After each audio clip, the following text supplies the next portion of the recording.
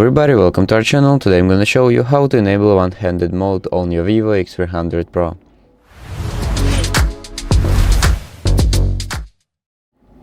So if you want to use your phone with one hand more comfortably, I'll show you how to enable one-handed mode feature.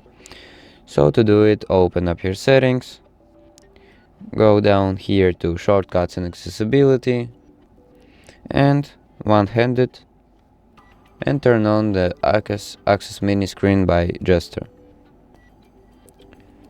And right now, when you open any app and do this gesture like this, you'll open one hand mode, and you can use it just as your normal mode, full screen. You can open up any app you want, open up the camera and all the stuff like that.